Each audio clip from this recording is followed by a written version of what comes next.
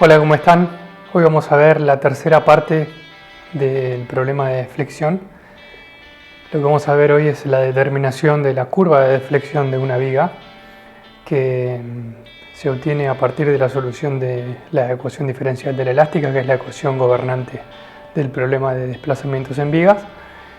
Lo que vamos a hacer hoy es deducir esa ecuación, plantear la teoría de vigas y luego de plantearla vamos a resolver un ejemplo para ilustrar cómo es el procedimiento de solución de los problemas. Va a ser una clase un poco larga porque voy a condensar el material de dos clases en una. Y en la segunda parte de la clase vamos a ver el problema de deflexión para vigas hiperestáticas. En la primera clase no vamos a aclarar mucho digamos, el tipo de vinculación de la teoría. La teoría va a ser válida para cualquier vinculación, pero vamos a resolver un problema isostático solamente. En la segunda parte vamos a resolver un problema hiperestático y vamos a comentar qué ocurre cuando el problema de deflexión es hiperestático. También vamos a analizar algunos temas derivados del problema de deflexión, como es el problema de carga axial excéntrica y algunos otros más. Comenzamos con la clase.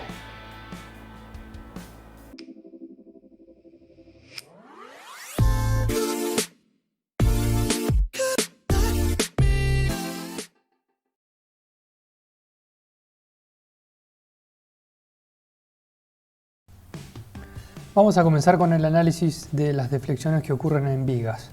Como saben, en la primera parte, en las dos primeras clases de vigas, lo que vimos es la determinación de tensiones para vigas, para diferentes tipos de vigas, vigas de dos materiales, con sección transversal asimétrica, vimos el problema de las tensiones de corte y varias cosas más, pero en ningún momento determinamos deflexiones, es decir, nunca terminamos de resolver el problema de vigas. Vamos a ver que el planteamiento de la teoría de vigas en lo que respecta a la solución de su deformación y de su configuración y la determinación de su configuración deformada está basado en la solución de una ecuación diferencial en una variable, que es la llamada ecuación diferencial de la elástica. Entonces, nuestro problema es este. Tenemos una viga que tiene una determinada condición de vínculo. Acá está esquematizada como empotrada libre, pero puede tener cualquier configuración. Y esa viga está actuada por una fuerza F. Esa fuerza F genera un corrimiento de la viga en la dirección transversal, digamos, en este caso en la dirección en la que actúa la fuerza. Le podríamos poner I. Y ese corrimiento es función de la coordenada axial. Quiere decir que si uno mide ese corrimiento o desplazamiento en una ubicación genérica como A, va a ser diferente al corrimiento que hay en la ubicación B, por ejemplo. Y el objetivo del análisis que vamos a hacer en esta clase es determinar cuál es la ecuación B de X que determina el desplazamiento para cualquier ubicación X. Entonces, ese va a ser nuestro objetivo. Para lograr la descripción de esa ecuación B de X, o sea, encontrar esa ecuación B de X, lo que vamos a hacer es un análisis de la cinemática del desplazamiento y de las rotaciones de las secciones transversales. Si recuerdan, cuando hicimos el análisis inicial de la deformación de una viga, donde encontramos la relación momento-curvatura, vemos que si uno identifica la ubicación de la línea media o de la fibra neutra de la viga cuando ocurre la deformación, es decir, en la configuración deformada, que es la que tenemos graficada acá, esta sería la configuración deformada B. Uno puede identificar dos puntos genéricos M1 y M2 que están muy próximos entre sí y trazar perpendiculares a las curvas que describen que describe la deformada en los puntos M1 y M2. Esos puntos se van a intersectar en un punto O', y el ángulo que hay entre esas dos perpendiculares lo vamos a llamar diferencial θ. La distancia desde el punto M1 o el punto M2 al centro de rotación lo vamos a llamar ρ. El desplazamiento en la ubicación M1 es justamente la variable b. Como M2 está separado de M1 por una distancia diferencial x, el desplazamiento en M2 es b más diferencial b. Ahora, de este planteamiento geométrico del problema, vamos a... una cosa que quiero notar. Trazamos perpendiculares a la curva porque vamos a asumir que la sección transversal permanece siempre perpendicular a la tangente a la deformación, ¿bien? Y esa es una de las hipótesis de la teoría de vigas de Bernoulli-Euler o Bernoulli-Euler. Por lo tanto, por eso en este análisis nos sirve trazar perpendiculares a la deformada. Entonces decía, para lograr la descripción final de la configuración deformada de la viga, vamos a encontrar algunas relaciones geométricas que nos permitan calcular cosas, teniendo en cuenta el planteamiento que hemos hecho recién respecto a la cinemática de la viga.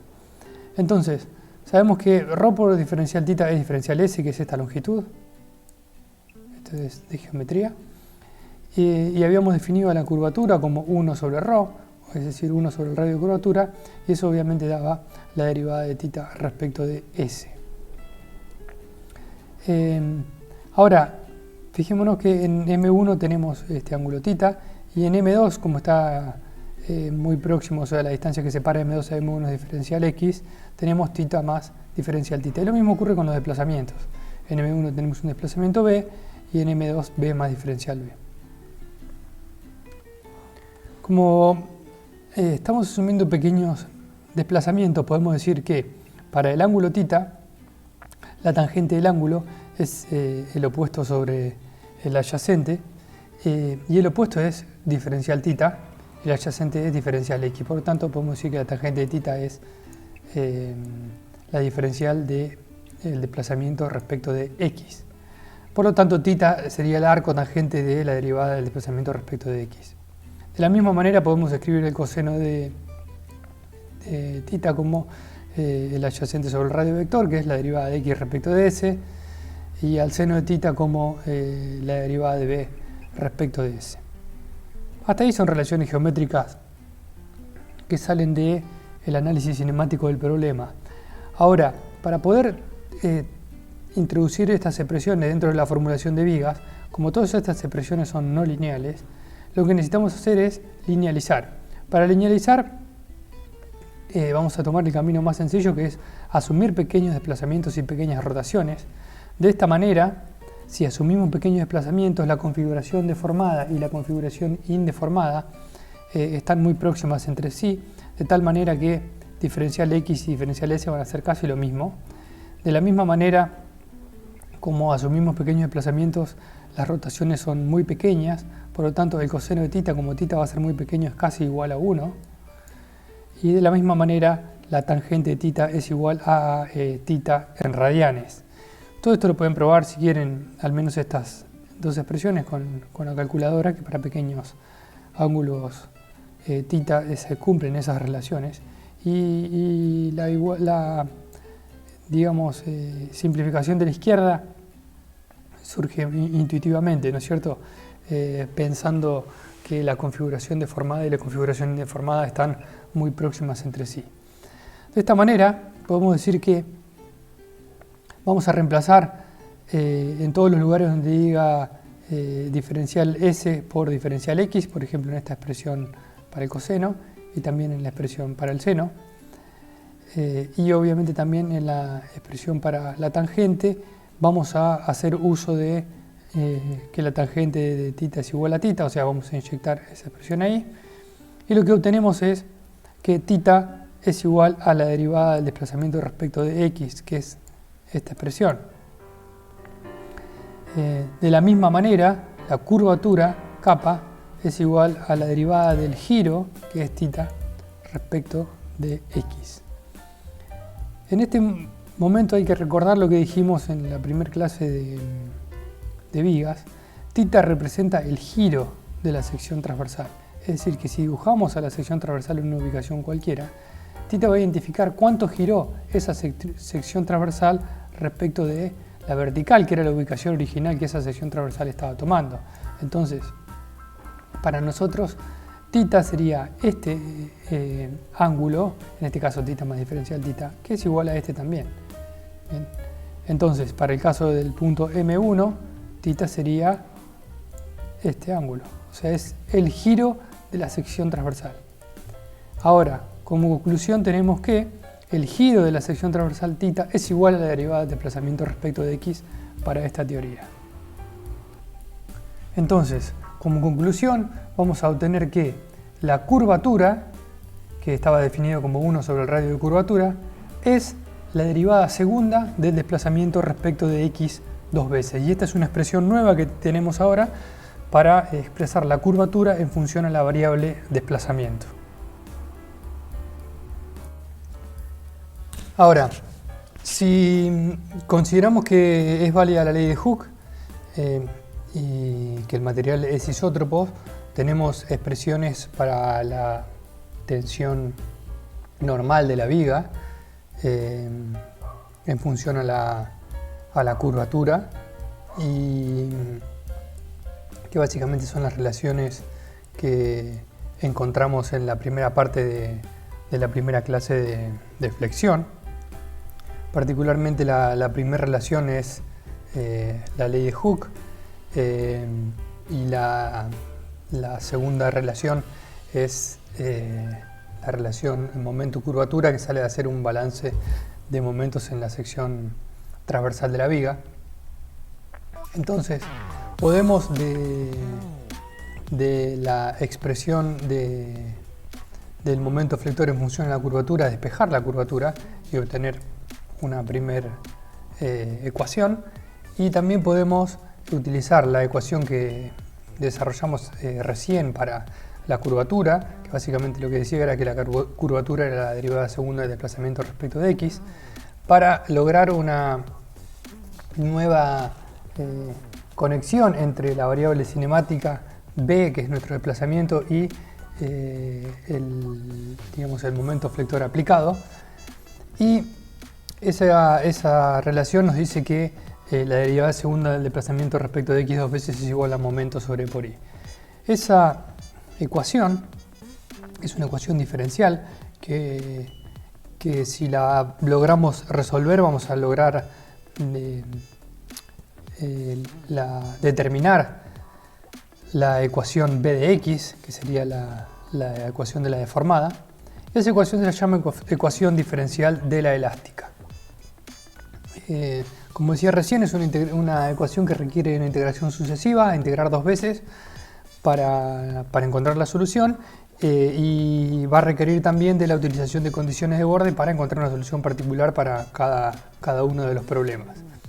Entonces, esta diría que es la ecuación más importante de toda la materia, es la ecuación diferencial de la elástica y es la ecuación que gobierna el problema de flexión. De acá, de esa ecuación, el momento es el momento externo, es el momento aplicado desde afuera, que se va a traducir en un momento interno m de x. Entonces, el procedimiento es encontrar la ecuación m de x, que me va a decir cuál es el momento flector en cada ubicación de x, es decir, el momento flector que está absorbiendo la sección transversal. Y si encontramos ese m de x, lo que necesitamos hacer luego es integrar simplemente la ecuación diferencial. Las constantes e por e i, que es el momento de inercia, son en general datos del problema. Estoy escuchando lo que acabo de decir y dije que el momento M es el momento flector externo, me quise decir el momento flector interno. ¿Está bien? Cuando hagamos ahora unos ejercicios vamos a aclarar un poco más el significado de cada una de las variables. Las ecuaciones anteriores quizás se pueden escribir de una manera un poco más cómoda, como m es igual a e por i por la derivada del desplazamiento respecto de x dos veces. Ojos con los subíndices del momento de inercia. Algunos le ponen el subíndice x, otros le ponen otros subíndices o dos subíndices.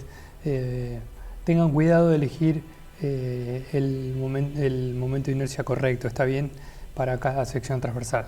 Esto lo hacemos bastante en la práctica, así que es algo que digamos que hay que tener cuidado, no tiene nada conceptual, pero sí hay que tener cuidado de usar el momento correcto y de considerar que a veces tienen diferentes subíndices que no son consistentes para nombrarlos a los momentos.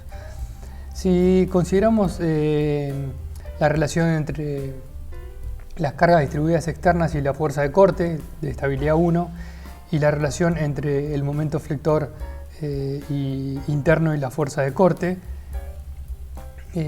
podemos agregar estas dos ecuaciones o insertar estas dos ecuaciones dentro de la ecuación diferencial de la elástica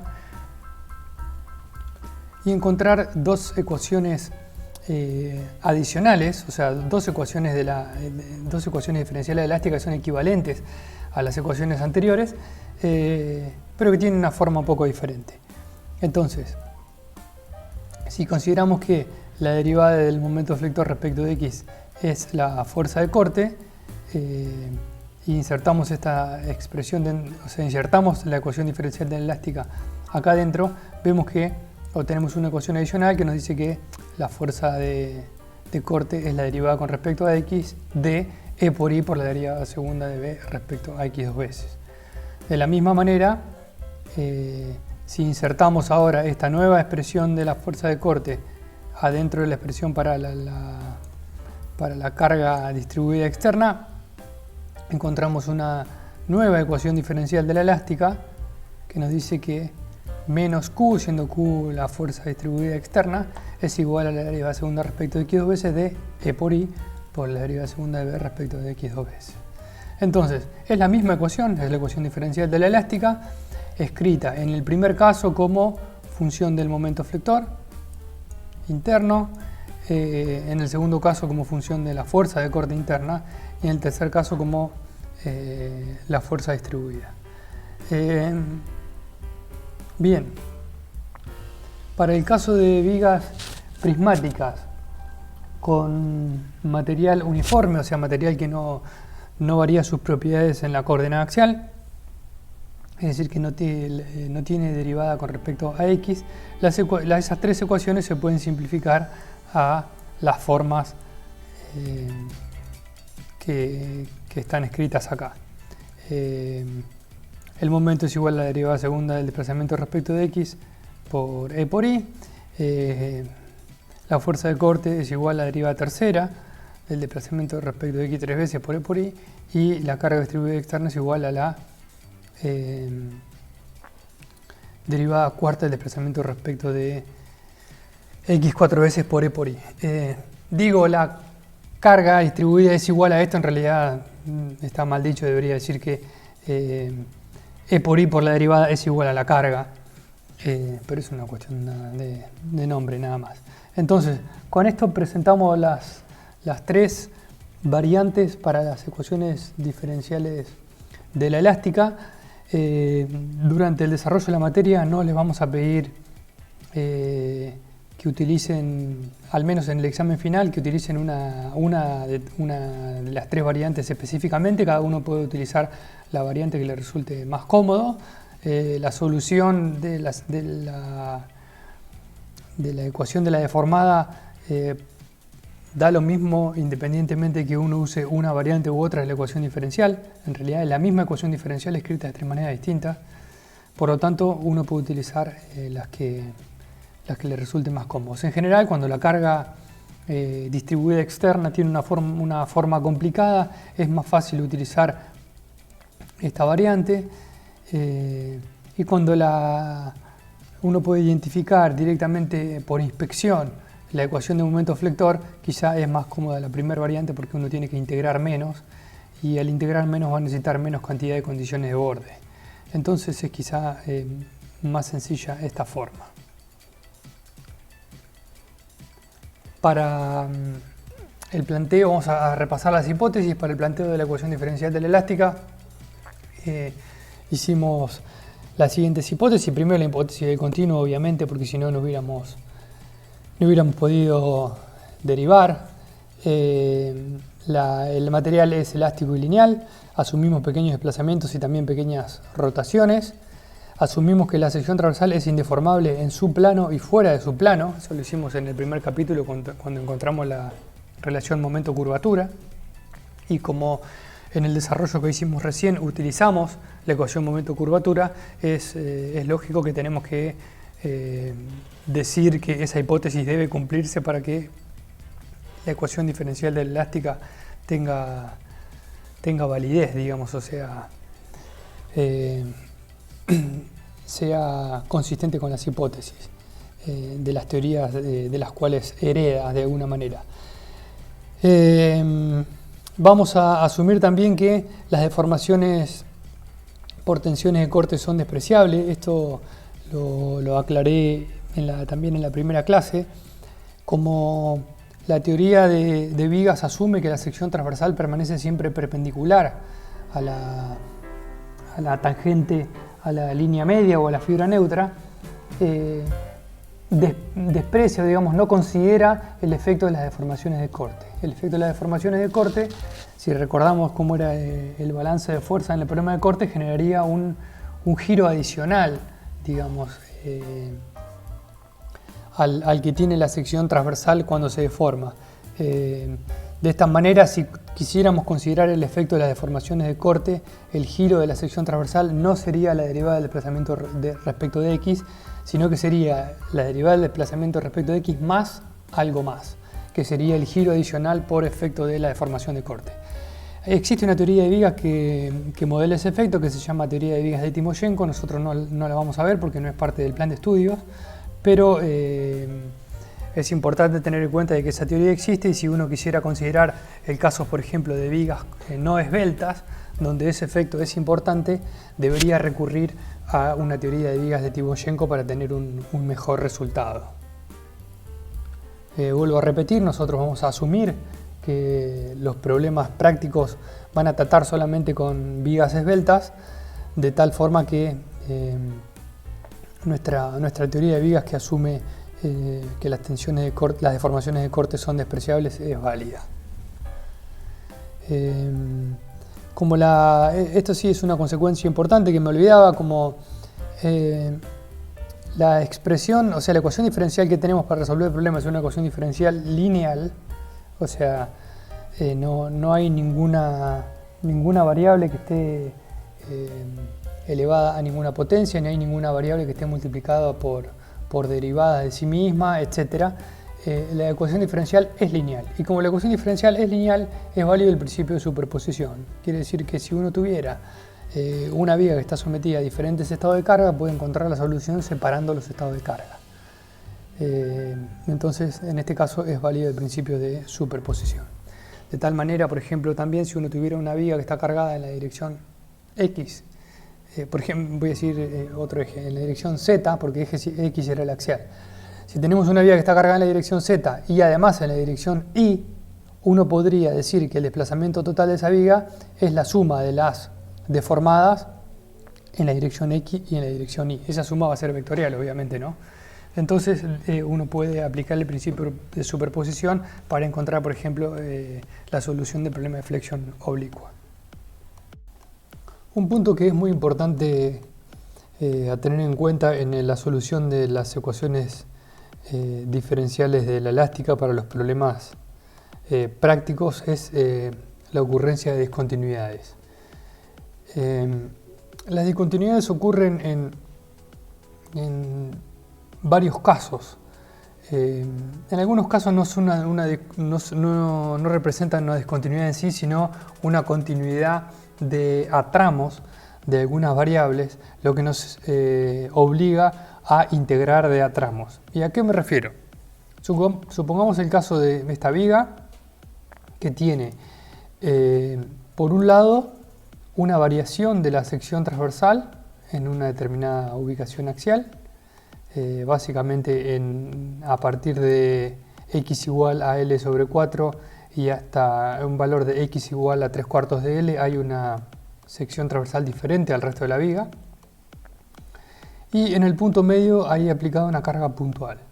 Si quisiéramos escribir por un lado la ecuación de momento flector de esta viga, veríamos que esa ecuación de momento flector tiene una expresión, si esta es la variable x, tiene una expresión para x igual a L sobre 2, o sea, en este tramo, y otra expresión diferente para x igual a x entre L sobre 2 y L. ¿Está bien? Y es lógico por la ocurrencia de la carga P. Cuando practicaban diagramas en estabilidad 1, este tipo de casos aparecía muy comúnmente. El hecho de que ocurra P implica una discontinuidad en el diagrama de fuerza de corte, digamos, y eso hace que tengamos que integrar a la ecuación diferencial de atramos. El momento flector puede ser discontinuo en el caso de momentos flectores aplicados, o bien puede ser continuo de atramos. En cualquiera de los casos necesitamos integrar la ecuación diferencial de atramos. Entonces, la ocurrencia de cargas puntuales, de momentos flectores puntuales, o la ocurrencia de una discontinuidad en la función de carga, por ejemplo una carga triangular que ocupa solamente una porción de la viga, en todos los puntos donde hay un cambio, por ejemplo en ese punto, en este punto de aplicación de P o en un punto genérico, si ocurre que hay un momento aplicado en ese punto, en todos esos puntos hay que partir a la ecuación diferencial y integrar en cada uno de los tramos que esas discontinuidades nos dividen a la viga. Entonces, vuelvo a repetir, la discontinuidad en las cargas externas, o sea, en las cargas distribuidas externas, puntos en los cuales hay cargas aplicadas localizadas, o sea, cargas puntuales, o puntos en los cuales hay momentos localizados, son puntos en los cuales uno debe partir la ecuación diferencial para la solución. Entonces, esa es una de las razones por la cual debemos partir la ecuación diferencial para su solución. Otra de las razones es cuando cambia la geometría de la viga, en este caso la sección transversal. En esta zona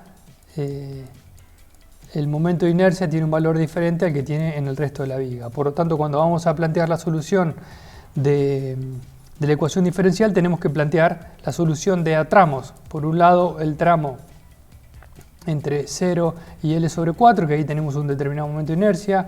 Entre L sobre 4 y L sobre 2 tenemos otro momento de inercia.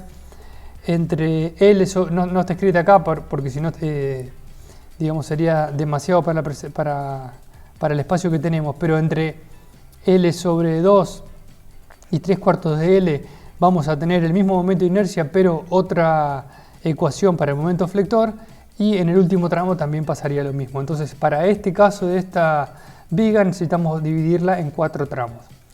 Eso no sería tanto problema o tanto inconveniente, porque es algo que ya se practicaba en estabilidad 1. Lo que sí tenemos que tener en cuenta es que la implicancia para la solución es que necesitamos condición de bordes adicionales para cada punto en el cual necesitamos partir la solución.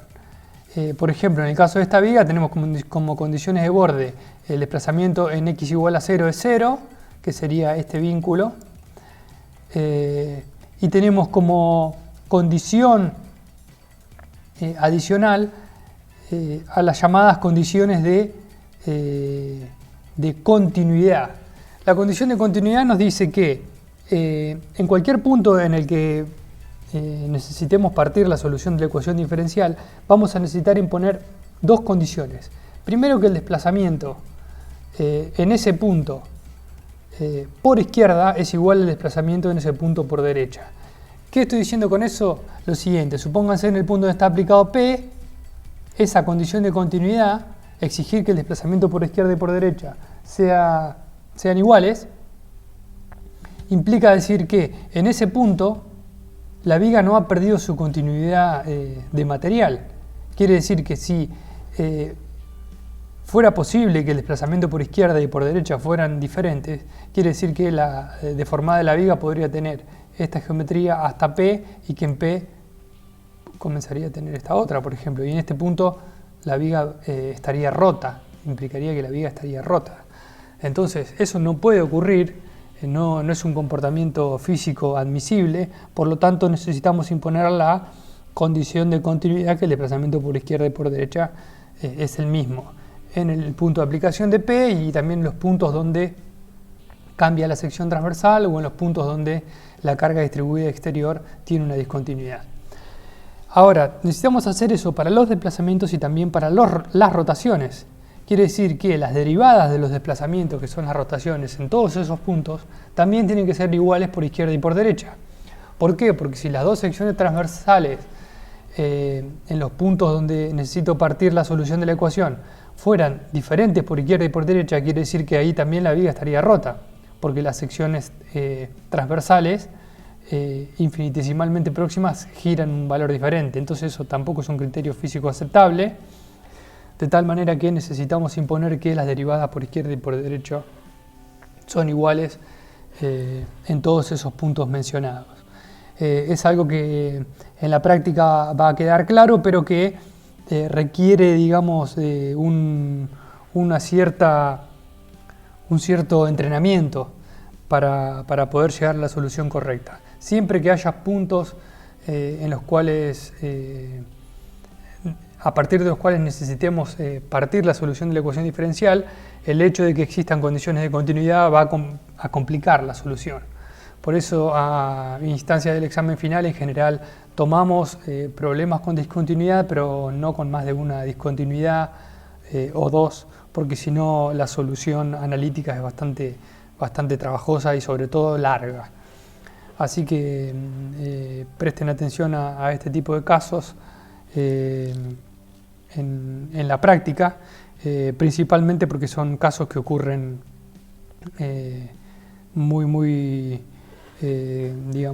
ocurren mucho en la práctica profesional. Para comenzar con el análisis de flexión de vigas hiperestáticas, vamos a repasar un poco lo que vimos para vigas isostáticas.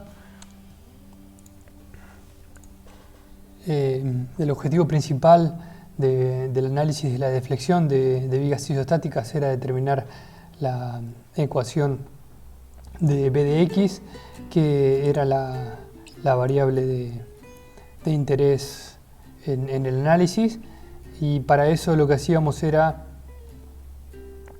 hacer un análisis cinemático de la deformada de la viga, y en función a eso habíamos encontrado que podíamos escribir a la curvatura de la viga como la derivada segunda del desplazamiento respecto de X.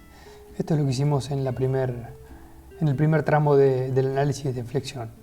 Después, con esta expresión para la curvatura en función a la cinemática del problema, podíamos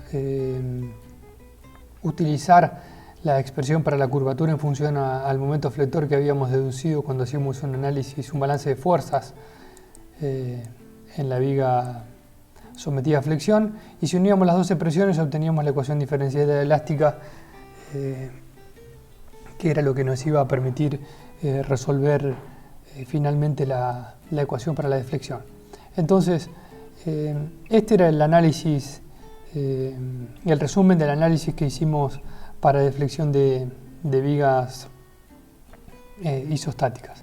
En realidad, la deducción, cuando hicimos la deducción de la ecuación diferencial de la elástica, no dijimos que el análisis era exclusivamente válido para vigas isostáticas, sino que no mencionamos nada al respecto.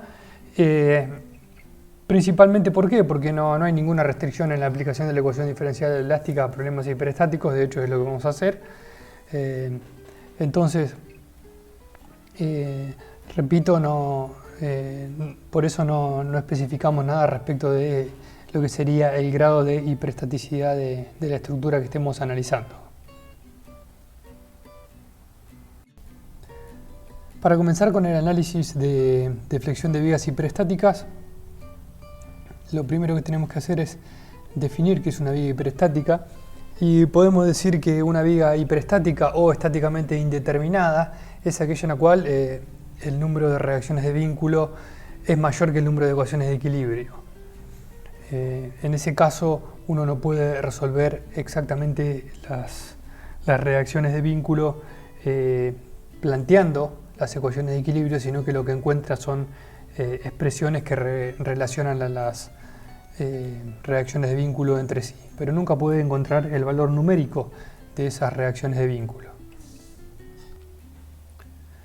Entonces, para el caso de, por ejemplo, esta configuración donde tenemos una viga empotrada y apoyada, tenemos tres ecuaciones de equilibrio sumatorias de momento en la dirección vertical, sumatoria de fuerzas en la dirección vertical, sumatoria de fuerzas en la dirección horizontal y sumatoria de momentos respecto a algún punto, y tenemos cuatro reacciones de vínculo. Las reacciones horizontales, la reacción horizontal en el empotramiento, la reacción vertical en el empotramiento, el momento flector en el empotramiento y la reacción vertical en el apoyo simple. Por lo tanto, no podemos determinar con esa cantidad de ecuaciones cuál es la magnitud real de cada reacción de vínculo. Se suele definir generalmente el grado de indeterminación estática como el número de reacciones de vínculo que no puede calcularse mediante el equilibrio estático. La realidad es que es una definición que se usa bastante en estabilidad 1. A mi criterio no tiene mucho sentido, al menos para resistencia en materiales, plantearse cuál es el grado de indeterminación estática de una estructura. Un poco más adelante voy a aclarar por qué, pero la realidad es que no nos va a servir mucho en el análisis de los problemas determinar el grado de indeterminación. De hecho, casi nunca lo vamos a hacer. A veces se suele decir que la cantidad de reacciones en exceso, esas reacciones que se calculan cuando se calcula el grado de indeterminación estática, se las denomina redundantes. Tampoco es un concepto que vayamos a usar mucho, simplemente lo marco porque está en el libro y es algo que se suele practicar en estabilidad 1, calcular grado de indeterminación estática y número o cantidad de redundantes, y es algo que a mi criterio no tiene mucha utilidad para la solución de los problemas. Como les decía recién, un poco más adelante voy a aclarar por qué. Entonces, este es el caso de una configuración estáticamente indeterminada o hiperestática. Este es un caso isostático y este es un caso isostático también, simplemente para ejemplificar algo que ya conocen de estabilidad 1. Lo primero que quiero comentar es respecto de nombrar al problema estáticamente indeterminado. El hecho de decir que el problema hiperestático o hacer la consideración de que el problema hiperestático es estáticamente indeterminado implica pensar que podría ser dinámicamente, que tiene que ver con la dinámica del problema, la determinación. O sea que la determinación está asociada o a la dinámica o a la estática, y no es así. La realidad es que el problema es estáticamente determinado. Es incorrecto decir que el problema es estáticamente indeterminado, porque si uno recurre a la flexibilidad del problema, considerando el problema estático, puede resolver las reacciones de vínculo de un sistema con n grados de hiperestaticidad. Por lo tanto, el problema es estáticamente determinado, solo que no es estáticamente determinado si uno asume que la estructura es rígida. Entonces, podría decir que sería conveniente decir, o sería mejor decir rígidamente indeterminado, más que decir estáticamente indeterminado. No es una forma muy correcta de nombrar al problema. Simplemente es un comentario por las dudas si alguien se confunde con esa definición. Segundo, marcar las hipótesis de la resistencia de materiales que vamos a utilizar para resolver el problema, que son todas. La hipótesis del continuo, linealidad geométrica, pequeño desplazamiento de rotaciones, ley constitutiva lineal, la ley de Hooke, isotropía. Y para el problema cuando planteamos el problema de flexión, asumimos que las secciones transversales permanecen indeformables en su plano y fuera de su plano también, es decir, no hay alabeo. Y las secciones transversales permanecen perpendiculares a la fibra neutra durante la deformación. Marco de nuevo que asumimos pequeños desplazamientos y pequeñas rotaciones porque específicamente el caso de pequeñas rotaciones lo tuvimos que imponer cuando hicimos el análisis de la cinemática.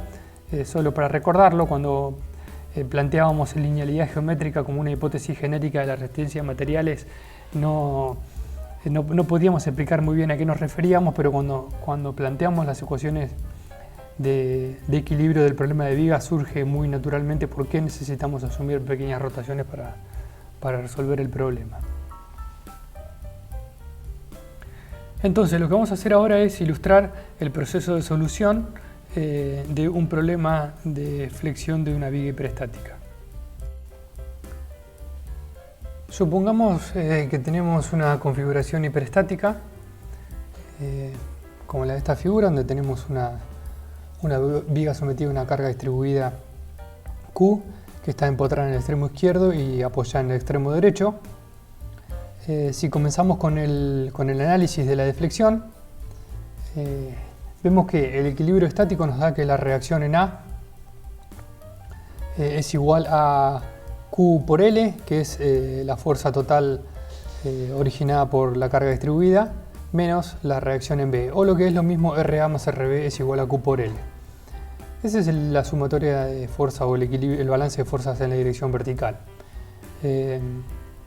Por otro lado, la sumatoria de momentos en el punto A nos da que Q por L sobre 2, que sería Q por L cuadrado sobre 2, que es el momento flector total originado por la carga Q, menos el momento flector originado por la reacción, que en realidad es RB por L, con signo opuesto obviamente, es igual a el momento en el empotramiento.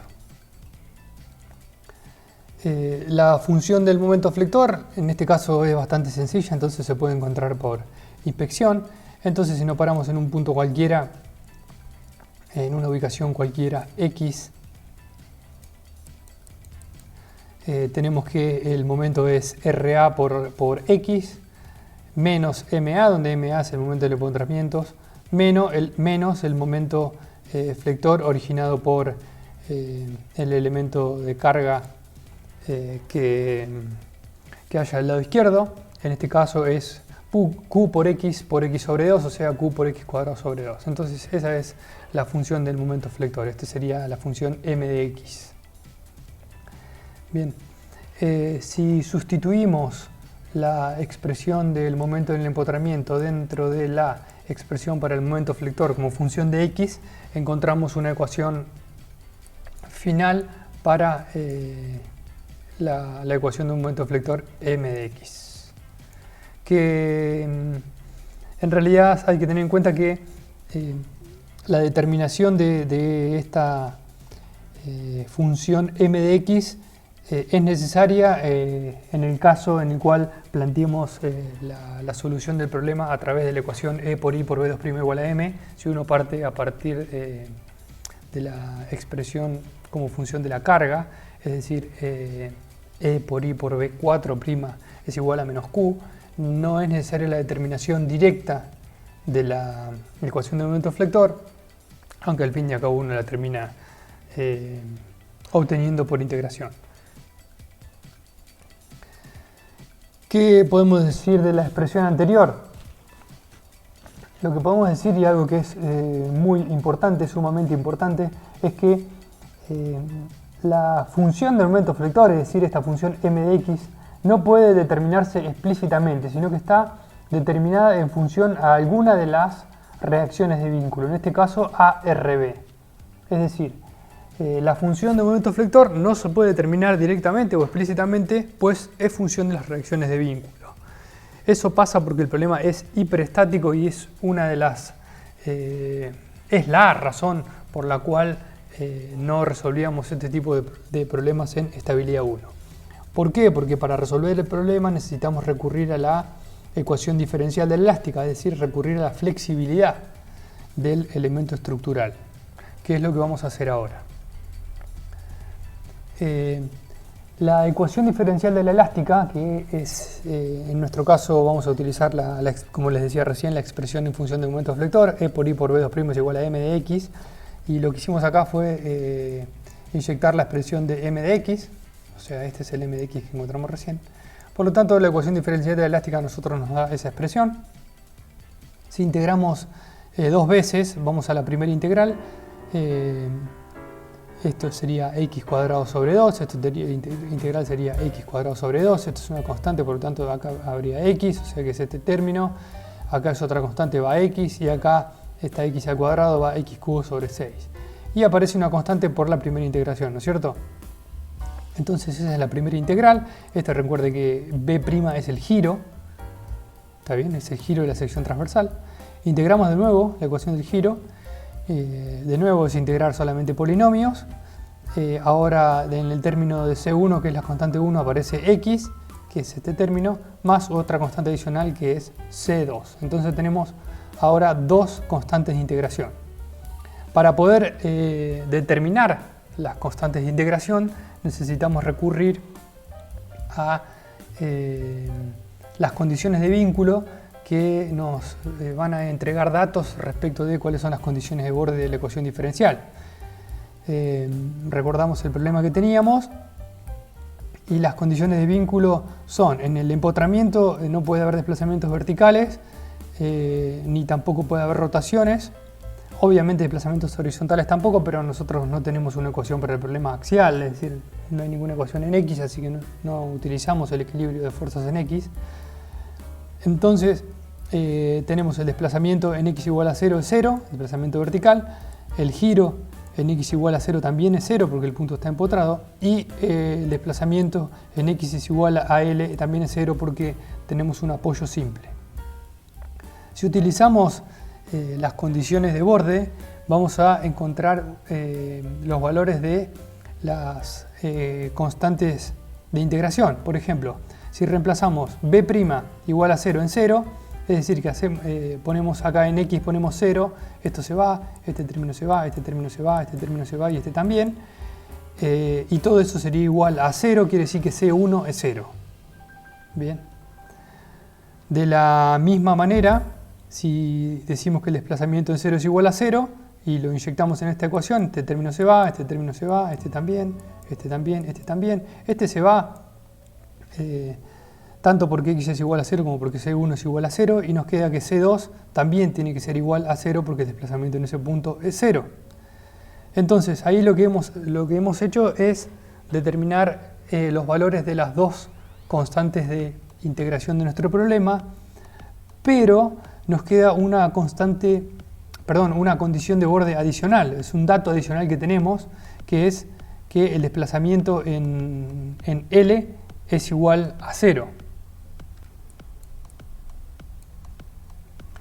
Entonces, ¿para qué vamos a usar esa condición de borde que nos sobra? Para determinar justamente la reacción de vínculo que nos falta.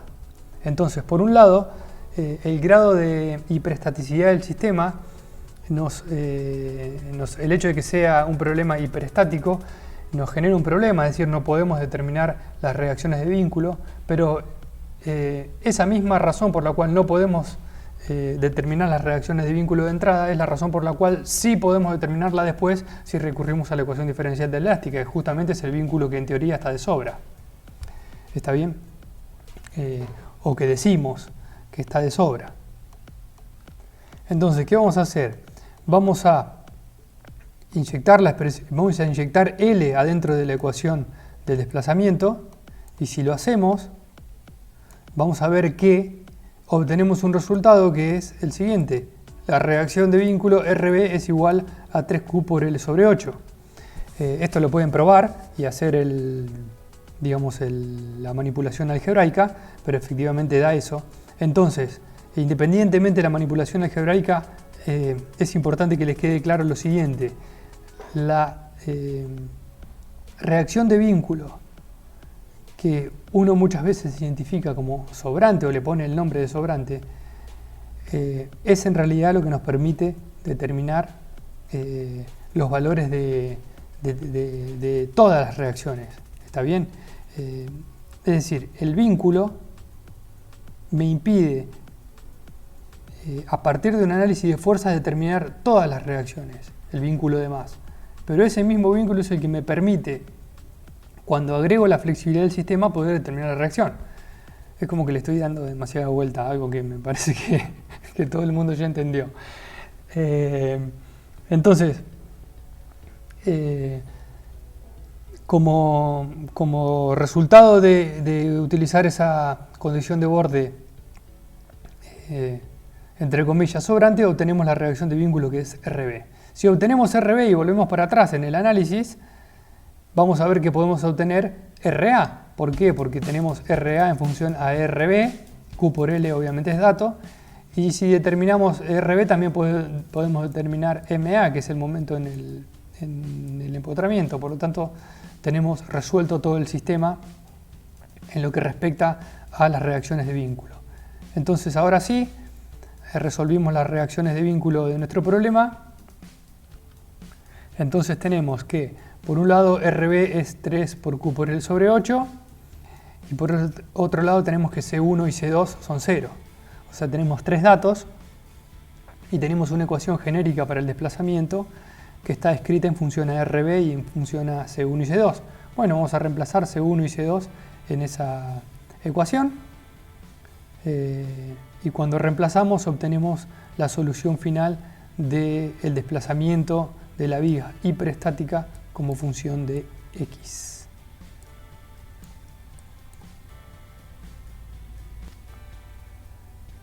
Entonces, como dice la nota, los desplazamientos transversales fueron obtenidos en función de cantidades conocidas. Básicamente me refiero a Q y L. Ahora vamos a analizar un problema general en lo que respecta a la flexión de vigas hiperestáticas, que si uno logra comprenderlo, creo que la totalidad de los casos que se pueden encontrar tanto en la práctica como en la materia van a ser casos particulares de esta configuración. Supongamos que tenemos una viga que está apoyada sobre resortes. Este resorte es un resorte extensional y rotacional. Este es el símbolo para resorte extensional y rotacional.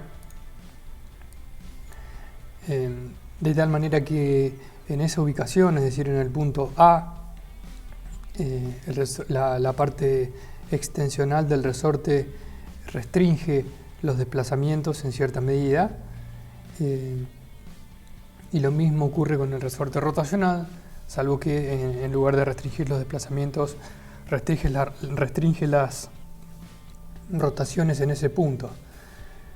Ese resorte rotacional extensional lo que hace es representar una estructura vecina. Es una representación lineal de una estructura vecina. Es decir, que si esta viga estuviera empotrada en algún elemento estructural que tiene cierta flexibilidad, como puede ser una pared, uno puede representar la flexibilidad traslacional y rotacional de la pared a través de ese resorte. Esa es la función que cumplen los resortes. Hasta ahora no los habíamos visto. En el libro hay varios ejemplos de estos problemas de resortes y en la práctica también vamos a hacer varios. Si uno logra identificar de nuevo esta configuración genérica, creo que todos los casos de resortes que se puedan encontrar en la práctica van a ser casos particulares de este. Entonces, este es un resorte que tiene dos componentes, una extensional y una rotacional. El dibujo es simplemente una forma para notar ese tipo de resorte. El resorte que está en este punto, que le vamos a poner por ejemplo C, es un resorte solamente traslacional, es decir que en ese punto se restringe el desplazamiento en cierta medida, pero no las rotaciones. Y el resorte que está en el punto B también es traslacional rotacional. Entonces, esa sería una configuración genérica con respecto a las condiciones de vínculo. Creo que sería una de las configuraciones más genéricas que uno puede obtener. Obviamente uno puede agregar más resortes y digamos, incrementa la complejidad del problema, pero la filosofía es la misma. La idea era ubicar resortes rotacionales y resortes translacionales. Eso en lo que respecta a las configuraciones de vínculo y una configuración general, bastante general de los vínculos. En lo que respecta a las cargas, acá lo que hice fue aplicar una carga genérica Q de X que tiene una función arbitraria, o sea, puede ser cualquier función, y que comienza en este caso en el punto A y termina en algún punto genérico, que puede ser cualquier punto. Podría también no comenzar en A, sino en cualquier ubicación, pero también representa una carga externa generalizada y también una fuerza aplicada, una fuerza puntual en algún punto genérico. Y creo que ese tipo de configuración de fuerzas es también bastante general, en el sentido que uno puede alterar la ubicación de F, alterar la magnitud de F, alterar la función Q de X, de tal manera de obtener una gran cantidad de configuraciones. Las propiedades de la viga pueden ser arbitrarias. Hay algo que no lo agregué, pero podría haberlo agregado, que es que la sección transversal puede variar en alguna parte, en algún tramo de la viga. Si quieren pueden agregarlo. Pero bueno, creo que esta es una configuración genérica bastante útil. Ahora vamos a ver cómo abordamos la solución de este problema. Vuelvo a repetir, si uno resuelve este problema, es probable que pueda resolver todos los problemas que se le presentan en la materia, y diría que casi todos los que se le presenten en la práctica, siempre y cuando se cumplan con las hipótesis de la resistencia de materiales, ¿no? Por lo tanto, vuelvo a recomendar lo que muchas veces digo: no es necesario hacer una gran cantidad de ejercicios. Sí es importante hacer ejercicios que se puedan generalizar, en el sentido de que si, por ejemplo, uno quita el vínculo del medio y quita el vínculo de la derecha y asume determinada cuestión respecto de las rigideces del resorte, puede transformar este problema en el caso de una viga empotrada. ¿Está bien? Y es un caso particular de en el sentido de que este problema es siempre más trabajoso de resolver y trabajoso de entender, de tal manera que si uno resuelve y comprende este problema, va a comprender absolutamente todo el resto de los problemas de flexión. Diría que los problemas de flexión de este capítulo y del capítulo anterior, que es isostático, también. Lo primero que nos preguntamos acá es cómo planteamos las condiciones de borde con resortes, condiciones de borde que representan la flexibilidad de algún elemento vecino. El resorte, como decía recién, permite la ocurrencia de un determinado desplazamiento o de una rotación, imponiendo a la vez una condición de fuerza. Es decir, el resorte lo que hace es reaccionar con una fuerza o un momento que es proporcional al desplazamiento o al giro. Podemos decir entonces que uno podría escribir la condición de borde en los puntos A, B y C de la siguiente manera: el desplazamiento en A es el desplazamiento que tenga el resorte en A, y el desplazamiento que tiene el resorte en A es la reacción en ese punto, que es la fuerza que el resorte está imponiendo a la viga, dividido su rigidez. Entonces digo que esta condición de borde es una condición de borde que representa la flexibilidad del elemento vecino, en este caso materializado a través de un resorte. Podría ser una barra también, que está sometida a compresión, y en este caso, en vez de ubicar una constante empírica K, lo que uno haría es colocar la rigidez a compresión de la barra. Pero lo importante acá es que uno puede decir que tiene el dato de cuánto vale el desplazamiento en A. No es que lo tenga numéricamente, pero sí tiene una expresión para el desplazamiento en función a variables del problema, en este caso RA. K, que es la rigidez en A, es conocida, ¿no es cierto? Lo mismo podemos decir para el giro, para la rotación en A. Recuerden que B' es el giro en A, es la rotación. Bien, la rotación en A es el momento que el resorte rotacional, o sea que la parte rotacional del resorte esté imponiendo en A, dividido su rigidez rotacional, que es este KR sub A. Este R debería ser un R subíndice, pero bueno, está anotado así. No es que sea K por RA, sino que es KR. Entonces, de la misma manera, uno conoce cuál es el giro en A,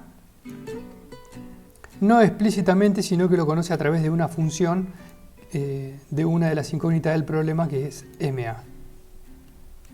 Entonces, de esta manera, este problema, con estos resortes, me está representando cualquier estructura vecina que pueda estar colocada en los puntos A, B y C, siempre y cuando yo pueda evaluar cuál es la rigidez de esa estructura y siempre y cuando esa rigidez pueda asumirse como lineal. Entonces, en ese caso puedo decir que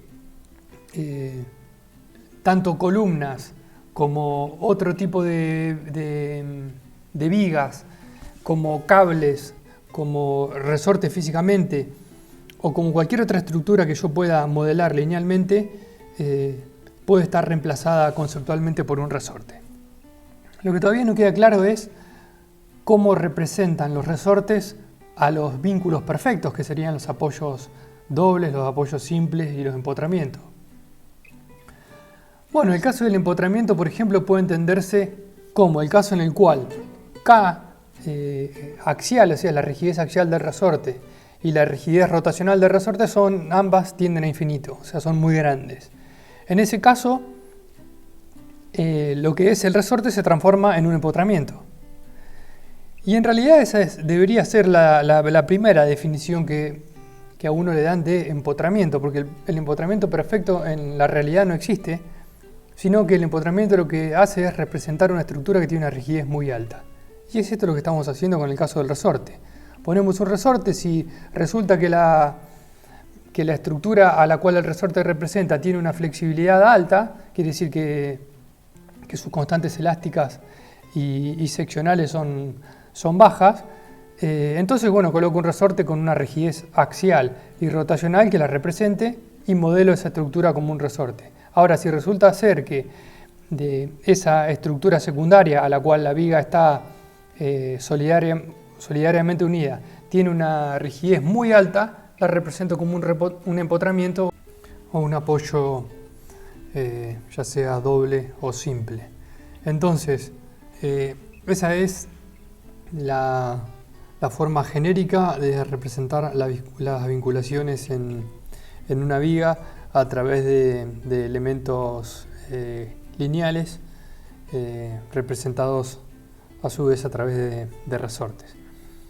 Lo que les había comentado anteriormente es que en los puntos de discontinuidad, ya sea del momento flector o del corte o de la carga, uno tiene que plantear condiciones de discontinuidad, o mejor dicho, de continuidad de los desplazamientos y de las rotaciones. Quiere decir que en esos puntos hay que plantear las condiciones que indican que los desplazamientos por izquierda y por derecha son iguales y que las rotaciones por izquierda y por derecha son iguales. En este caso hay tres puntos. Uno es el punto donde está aplicado el resorte del medio, otro es el punto donde termina la carga y la carga distribuida, y otro es el punto donde está aplicada la fuerza. En esos tres puntos hay que plantear condiciones de continuidad para poder resolver el problema. Obviamente no es un ejercicio, este caso digamos general, no es un ejercicio sencillo de resolver, porque hay que partir a la estructura en 4 tramos. Este sería el primer tramo, el segundo, el tercero y el cuarto, y eso implica una gran cantidad de constantes de integración y de condiciones de continuidad que hacen bastante difícil la solución analítica del problema. Obviamente el problema se puede resolver y tiene solución, pero es bastante trabajoso de hacer. De todas maneras, creo que vale la pena encarar la solución de este ejercicio porque, vuelvo a repetir, es un caso general de casi todos los problemas que pueden encontrarse en la práctica. Ahora vamos a ver un método, una variante para la solución del problema de vigas hiperestáticas. Esa variante se llama método de superposición o método de la fuerza. Les recomiendo que presten bastante atención porque hay varias cosas interesantes para decir de este método, que es bastante popular, pero probablemente para nosotros no sea muy útil. Les sugiero que presten bastante atención. El método de superposición lo que hace es utilizar la linealidad de la ecuación diferencial de la elástica para plantear la solución de un problema hiperestático como si fuera la suma de soluciones de problemas isostáticos. El mecanismo de solución está basado en utilizar una ecuación de compatibilidad entre esos dos problemas isostáticos y vamos a analizarlo paso a paso, analizar paso a paso el esquema de solución, que es bastante estructurado, para poder entender bien qué es lo que se está haciendo. Antes, vamos a decir que necesitamos determinar el grado de hiperestaticidad de la estructura, algo que con el esquema anterior de solución no necesitábamos. Y como les decía recién, lo que vamos a hacer es estudiar por separado las deflexiones que se originan en el problema hiperestático como si fuera la suma de varias soluciones isostáticas. Eso va a depender del grado de hiperestaticidad del sistema. El método es válido en el sentido de que da la solución correcta del problema, no es que es un método aproximado, simplemente que requiere de una abstracción para poder plantear la solución. Y esa abstracción implica suponer que el problema real, como por ejemplo es el caso del problema de la figura que habíamos resuelto hoy, es equivalente a la suma de las soluciones de dos problemas isostáticos. ¿Y con eso a qué me refiero? Supónganse que sacamos el vínculo que hay en B y calculamos el desplazamiento de esa estructura isostática, que sería esta variante, y a esa solución le sumamos el desplazamiento que originaría la reacción en B del problema real. ¿Está bien? Entonces, si planteamos este esquema de solución, vemos que efectivamente si uno coloca en la segunda parte del problema isostático, sería en el segundo término de la suma de funciones, coloca la reacción en B del problema real, efectivamente esa reacción tiene que dar un desplazamiento de igual magnitud que el desplazamiento que da la solución de la carga. ¿Por qué? Porque esta reacción es la que corresponde a esta carga. Entonces, si eso ocurre, el desplazamiento originado por Q, que en este caso está anotado como delta B1, tiene que ser necesariamente igual que delta B2. De nuevo, ¿por qué? Porque la carga con la cual se calcula delta B2 es la carga que soporta a Q1, obviamente conjuntamente con el empotramiento, ¿no? Entonces, eso ocurre y es real. Entonces uno puede plantear la solución de este problema hiperestático como la solución de dos problemas isostáticos. Cuando uno plantea el equilibrio del problema hiperestático, el equilibrio es el mismo que habíamos encontrado antes, o sea, podemos escribir RA más RB es igual a Q por L, que es la primera ecuación, y también la ecuación del momento flector, en este caso en A, como función de la reacción en B. Entonces, vamos a generar un proceso de solución o un recetario para la solución de problemas. Primero lo que vamos a hacer para resolver un problema por superposición es eliminar la reacción correspondiente a la redundante del problema, a una o varias redundantes del problema. Eliminamos las reacciones y generamos lo que se llama estructura liberada, que sería para nuestro caso la primera parte de la estructura. ¿Está bien? Esa estructura no es real en el sentido de que en nuestro problema no está, sino que nosotros la imaginamos. Y la redundante puede ser cualquiera que uno identifique. Ustedes saben que identificar la redundante no es un proceso que lleve a un resultado único, sino que uno puede identificar el mismo problema varias redundantes dependiendo de la configuración. Entonces uno identifica una redundante, elimina la reacción y genera una estructura liberada. En este caso, en el caso nuestro, una viga empotrada libre. Vamos a analizar por separado el efecto de la carga y el efecto de la reacción sobre esta estructura liberada. ¿De qué reacción? La reacción que corresponde al vínculo que sacamos, o sea, en este caso RB. Entonces analizamos por separado el efecto. Cuando digo acá el efecto, ¿a qué me refiero? Resolvemos el problema isostático de los dos problemas separados. Vamos a generar una ecuación de compatibilidad que es intuitiva en el sentido de que el desplazamiento originado por Q, esto es lo que decía recién, y el desplazamiento originado por RB tiene la misma magnitud. Entonces generamos la ecuación de compatibilidad que dice que el delta B en 1 y el delta B en 2 menos el delta B en 2 es igual a 0. Ahora utilizamos las tablas. Yo estoy planteando el uso del método de superposición tal como se plantea en el libro o en la práctica, ¿no? Utilizamos las tablas, en el libro están en el apéndice G, y determinamos las reacciones fuerza-desplazamiento de las tablas. Bien. En este caso la tabla nos dice que el delta B1, que es el delta máximo para esta configuración isostática, es Q por L cuarta sobre 8E por I. Y también nos dice que para el caso de una viga empotrada con una carga puntual aplicada en el extremo, el desplazamiento es RB por L cubo sobre 3E por I. Bien. Ahora, si utilizamos la ecuación de compatibilidad que nos dice que el delta B1 menos, que sería este término de la izquierda, menos este, es igual a 0,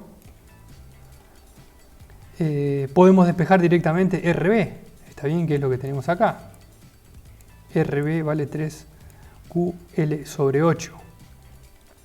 Y ahora utilizando ese resultado para RB podemos calcular desde las ecuaciones de equilibrio del problema real cuánto vale la reacción en A y cuánto vale el momento en A. Bien. Una vez que conocemos todas las reacciones de vínculo, esa es la solución del problema real, ¿no? O sea, la reacción en A, la reacción en B y el momento en A, podemos determinar cuánto valen las deflexiones. Me estoy refiriendo a las deflexiones en cualquier ubicación, ¿no es cierto? O sea, la función b de x de cada uno de los problemas. Entonces, podemos identificar, voy a volver para atrás, cuánto vale la ecuación de deflexión de la configuración de la izquierda y cuánto vale la ecuación de deflexión de la configuración de la derecha. Entonces vamos a tener dos funciones, acá solamente está b sub 2, pero también tenemos a b sub 1, que es la configuración de la izquierda. Aplicamos el principio de superposición y sumamos las dos ecuaciones de desplazamiento, b1 y b2. Bien. Y obtenemos la solución total del problema como b1 más b2. Y esa es, si comparan, es la solución que encontramos cuando resolvimos el problema por integración directa. Como decía recién, el método efectivamente da la solución correcta sin ninguna aproximación, sino que simplemente un esquema de solución para digamos, evitar la integración directa de la ecuación diferencial de la elástica y evitar utilizar simultáneamente las condiciones de borde del problema, que es la manera en la cual resolvimos en la primera parte de la clase, ¿sí? El problema de vigas. Ahora, Este problema, este método, no lean mucho en detenimiento lo que está en la presentación, que es básicamente lo que voy a decir. Este problema este método de superposición presenta un problema filosófico bastante importante. Y es el siguiente. En la materia nosotros no usamos tablas, sino que aprendemos a utilizar los métodos que se utilizan para generar las tablas, es decir, aprendemos a integrar la ecuación diferencial de la elástica para resolver un problema hiperestático de grado de hiperestaticidad genérico. ¿Está bien? No practicamos el uso de tablas. Entonces, como no practicamos el uso de tablas, es decir, no está permitido el uso de la tabla, porque si usáramos tablas no necesitaríamos saber el método. ¿Está bien? Digamos, la materia intenta acreditar el hecho de que un alumno conozca el método haciéndolo resolver un ejercicio. Entonces, de esa manera el alumno garantiza que conoce el método de solución. Entonces, lo que decía recién, no está permitido el uso de tablas, de tal manera que para resolver el problema por un método de superposición, habría que resolver la ecuación diferencial de la elástica, como lo hicimos para isostáticos, integrando, y habría que hacerlo 2 veces, al menos en este caso, es decir, una vez para la configuración, voy a volver para atrás, necesitaríamos resolver 2 veces, una vez para esta configuración y una vez para esta configuración. O sea que tendríamos que hacer el proceso de integración y aplicar las condiciones de borde, encontrar las constantes de integración y encontrar la ecuación diferencial de la elástica del problema de la izquierda y hacer lo mismo para el problema de la derecha. Lo cual, de alguna manera, elimina la simplicidad del problema porque es mucho más complicado integrar 2 veces. O sea, integrar para este problema de la izquierda, sumar eso con lo que me dé la integración del problema de la derecha, que directamente integrar el problema completo. Entonces, al no poder utilizar la tabla, perdemos la ventaja del método de superposición. Entonces, la realidad es que para nosotros no tiene mucha utilidad. Si ustedes quieren utilizarlo el método de superposición, en la materia no les vamos a impedir que lo hagan, lo vamos a considerar como un método válido, pero al menos yo lo desaconsejo al uso de este método para la solución de problemas. El método que utilizamos de integración directa es universal, nunca va a ocurrir que haya un problema que se pueda resolver por superposición y no por integración directa, y la inversa sí, es decir, que hay algunos problemas, sobre todo problemas con resortes, van a ser muchísimo más difíciles de resolver por superposición que por integración directa. Por lo tanto, el método de integración directa es universal. Y hay otro problema filosófico con el método de superposición. Si yo planteo un método que me exige el uso de tablas y me implica una abstracción con cierto irrealismo, que es, bueno, como toda abstracción, ¿no? Superponer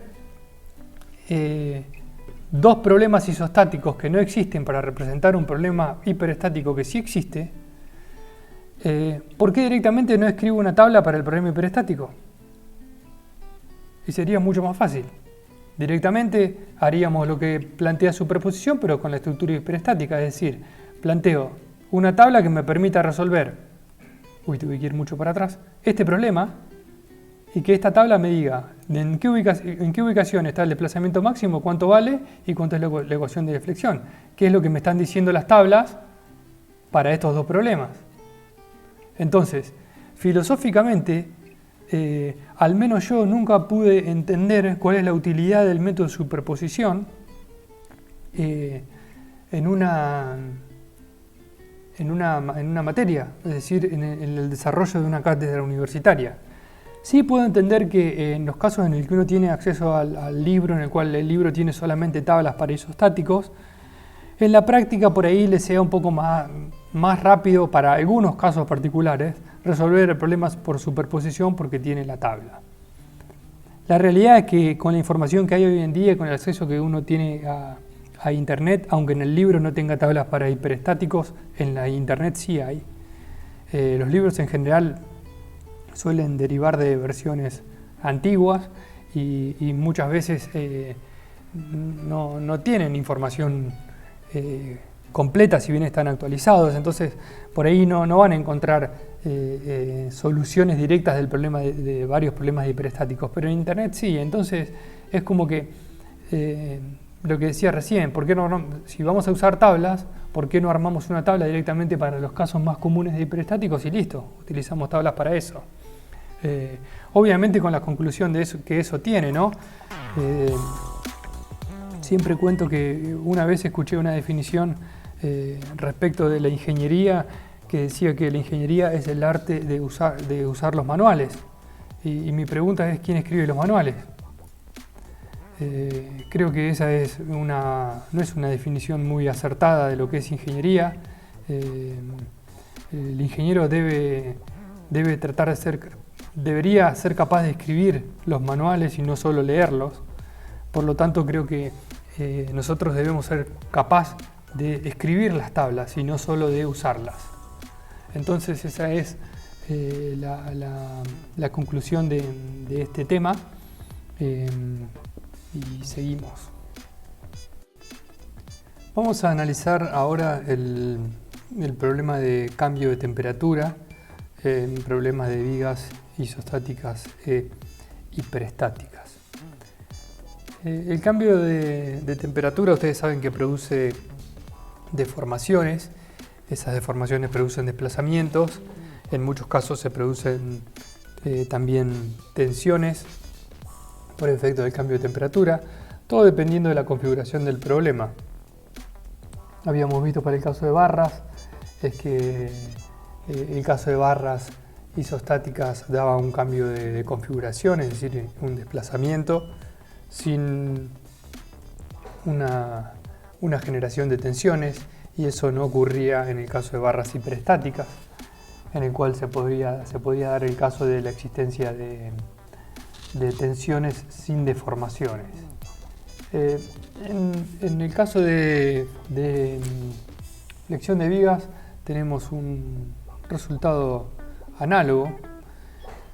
Ahora lo vamos a ver bien, pero el problema que tenemos es el siguiente: una configuración genérica de una viga con sus condiciones de borde, que tiene una diferencia de temperatura entre su superficie superior, T1, y una superficie inferior, que está sometida a una temperatura T2. Este caso representa un caso bastante común, sobre todo en ingeniería civil, cuando uno tiene, por ejemplo, vigas en losas que, digamos, tienen una temperatura superior que corresponde a la temperatura ambiente y una temperatura inferior que corresponde a la temperatura interior del local en el cual está ubicada la viga. Entonces es una situación bastante común, y en ingeniería mecánica también ocurre. Quizás en un caso no tan prototípico como este, pero también ocurre. Lo que vamos a hacer ahora es primeramente asumir algunas cuestiones del problema de temperatura. Lo que vamos a asumir es que la distribución de temperaturas entre la superficie superior e inferior es lineal. Eso no es estrictamente consistente con la solución del problema de temperatura. Si uno quisiera resolver el problema de temperatura, tiene que resolver la ecuación de calor, que es una ecuación diferencial de derivadas parciales. Como todas las ecuaciones diferenciales de derivadas parciales, dependiendo de la geometría sobre la cual haya que resolverla, puede no tener solución analítica. En realidad, la mayoría de los casos no tiene solución analítica. Por lo tanto, no vamos a abordar la solución del problema de temperatura en esta materia. Simplemente vamos a asumir que la distribución de temperatura es lineal, y con eso vamos a proceder para la solución. Entonces, lo primero que vamos a hacer es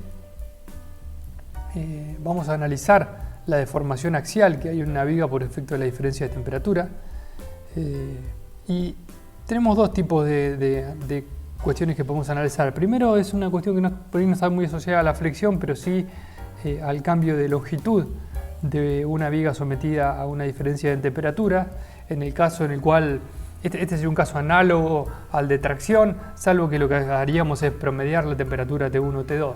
Y a lo que me refiero es a si uno pretende determinar el alargamiento promedio por efecto de una diferencia de temperatura,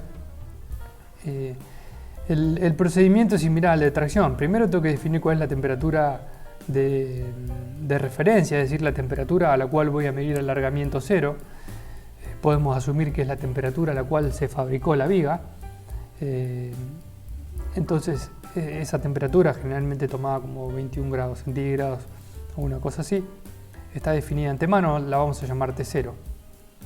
Y el alargamiento, si consideramos las fórmulas que presentamos para esfuerzo axial, es una constante por delta T por la longitud de la viga. Esa constante es una constante que debe medirse de experimento y se le denomina a veces coeficiente de expansión térmica.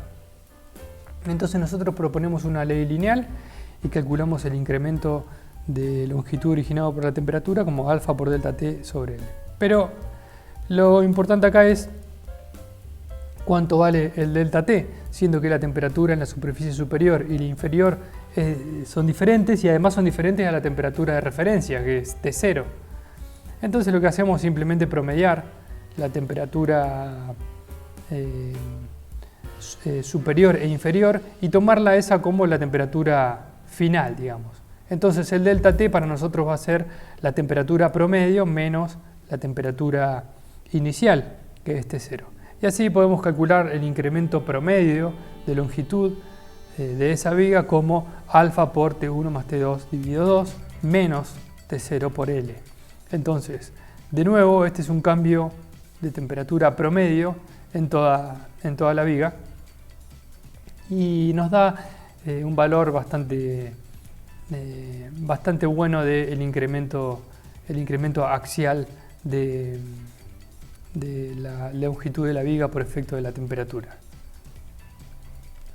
Otro problema diferente que podemos analizar con respecto a la misma configuración es, no otro problema, sino otra cuestión diferente que podemos analizar es cuánto se curva la viga por efecto de la diferencia de temperatura, si es que se curva. Para eso vamos a cortar una sección transversal de la viga de longitud diferencial X. Vamos a asumir que esa sección transversal, que esas dos secciones transversales que limitan al elemento diferencial X se han curvado, de tal manera que ahora las secciones transversales ocupan esta configuración, luego de la deformación. Y como decíamos para la deducción de la ecuación diferencial de la elástica, las tangentes las perpendiculares a las tangentes a la línea media luego de la deformación se intersectan en un punto. La distancia desde la línea media hasta ese punto de intersección es el radio de curvatura y uno puede calcular, hacer un análisis geométrico y calcular algunas cuestiones de esa deformación asumida. Lo primero que podemos decir es que si uno quisiera calcular, por ejemplo, cuál es esta distancia, uno podría decir que esa distancia es ρ, que es el radio de curvatura, o sea, ρ va a ser la distancia desde la línea media, o sea, este sería ρ, desde la línea media hasta el centro de curvatura, sería ρ más h sobre 2 por diferencial θ. Entonces, esa sería la longitud de ese segmento. Si uno quisiera calcular la longitud de este segmento, que sería esa, ¿no? Uno puede decir que esa longitud es ρ menos h sobre 2, que es la distancia desde este punto hasta el centro de curvatura, por diferencial θ. Resulta ser que esa resta también es toda esta distancia que es h por diferencial θ, que es este término. Eso lo pueden probar de geometría, pero es bastante sencillo. Entonces podemos plantear esta igualdad. H por diferencial θ es ρ más h sobre 2 por diferencial θ menos ρ menos h sobre 2 diferencial θ. ¿Está bien?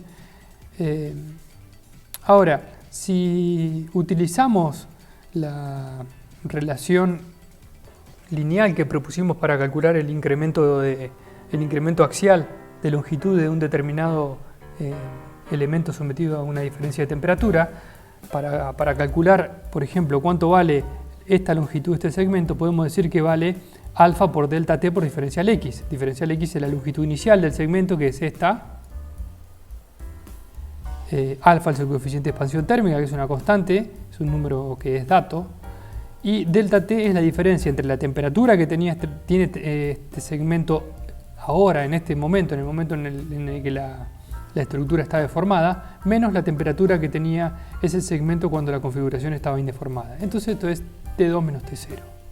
Alfa por T2 menos T0 por diferencial X resulta de aplicar esta ley a ese segmento. Bien. De la misma manera podemos hacer lo mismo para este segmento superior. ¿Está bien? Y decir que la longitud de ese segmento, que originalmente era diferencial X, ahora es alfa por T1 menos T0 por diferencial X, siendo que T1 es la temperatura actual de ese elemento que estamos calculando.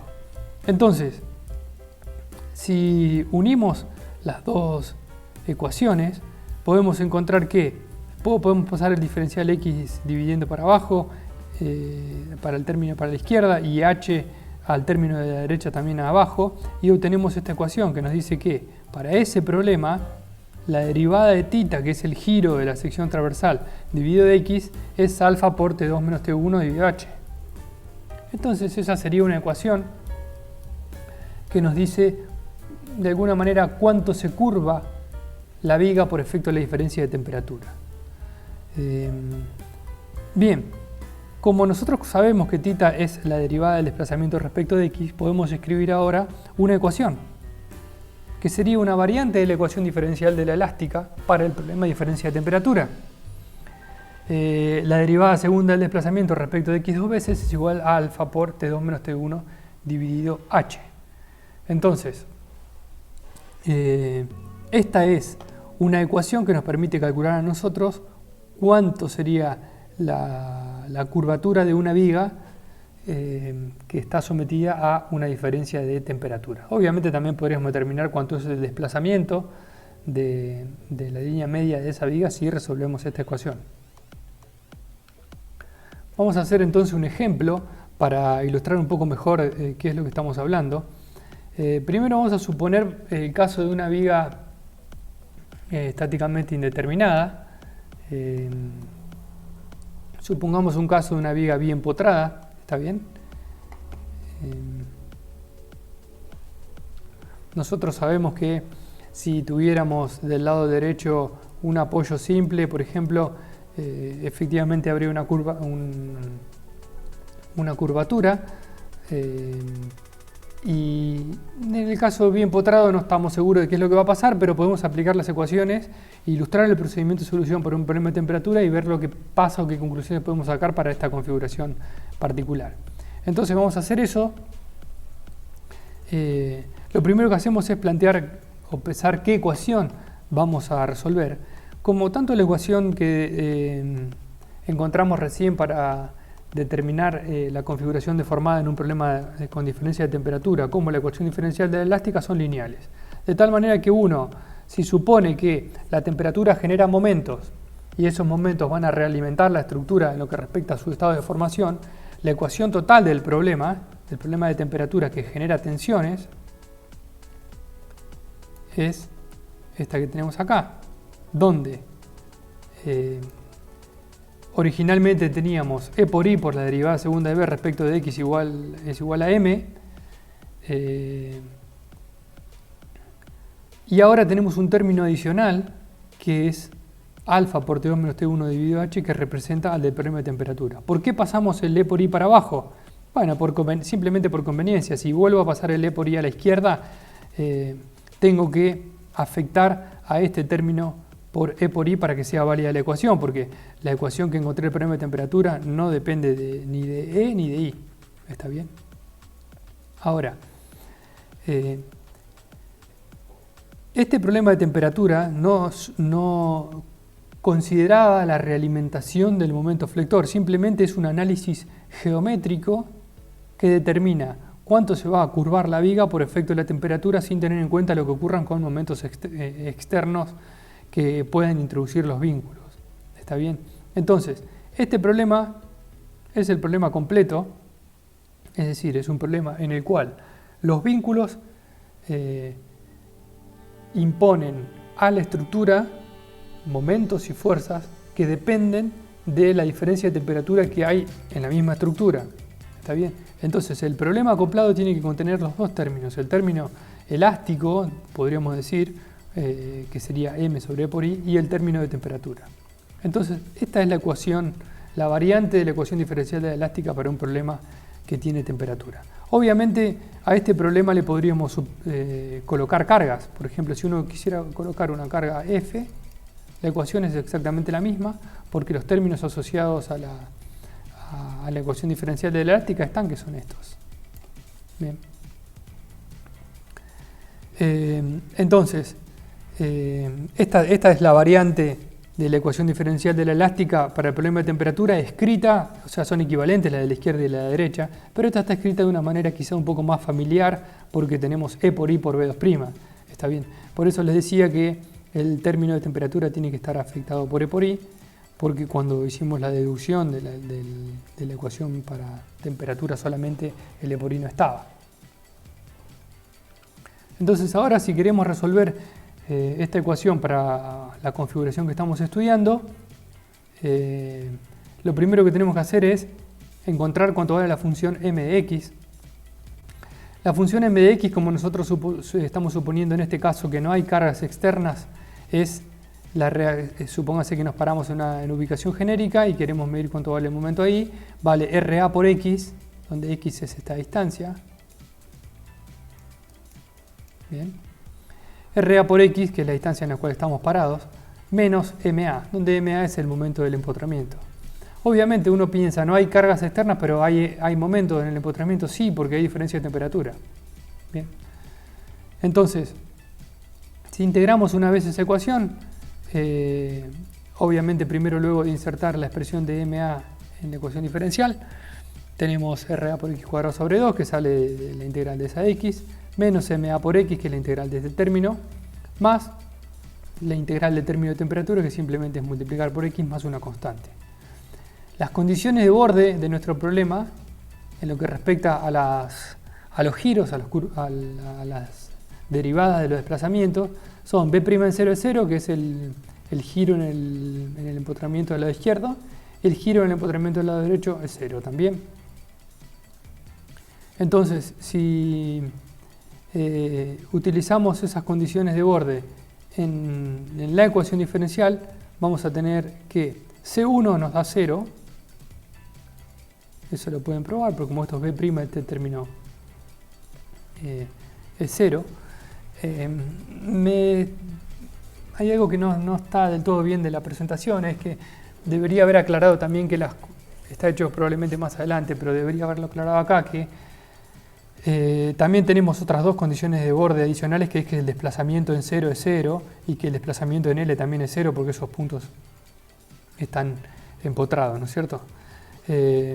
Pero como no las voy a usar directamente acá, no las aclaro. Entonces, x se vale 0, este término se va, este término se va, este término se va, este término se va, me queda C1 igual a 0 porque B' en 0 es 0. Por otro lado, si uno reemplaza B' en L, es decir, x se reemplaza ahora por L, B' en L es 0, por lo tanto ese término se hace 0, y vamos a obtener una ecuación que me va a relacionar RA con las dos temperaturas y con MA. Y esta es la segunda ecuación. O sea, esta ecuación sale de aplicar la segunda condición de borde a la ecuación de giro. Si integramos de nuevo, obviamente nos falta una integral porque integramos una sola vez, obtenemos la ecuación para desplazamientos. Bien, ahora sí tenemos las condiciones de borde correspondientes al desplazamiento en el problema. El desplazamiento de 0 es 0, por lo tanto el término de la izquierda es 0, todos los términos que contengan x son 0 porque estoy evaluando en x igual a 0, por lo tanto C2 va a ser 0. De la misma manera, si reemplazamos B en L en la misma ecuación, vamos a tener donde Este X ponemos L, este término es 0 porque el desplazamiento en L es 0, C2 es 0 y obtenemos otra ecuación que me relaciona RA con el momento flector y con las temperaturas. La ecuación es similar, salvo que acá tenemos dividido 2 y acá dividido 3. Esto lo pueden probar, pero está bien. Entonces, si resolvemos simultáneamente esas dos ecuaciones que obtuvimos para las reacciones, tanto la reacción en el empotramiento como MA, recuerden que T2 y T1 tienen que ser datos, ¿no es cierto? Es decir, uno tiene que conocer cuál es la diferencia de temperatura entre las dos, digamos, entre la superficie superior y la superficie inferior para poder decir cuáles van a ser las reacciones, si no es imposible resolver el problema, obviamente. Cuando las resolvemos simultáneamente, encontramos que RA es 0 y que MA es alfa por E por I por diferencia de temperatura dividido H.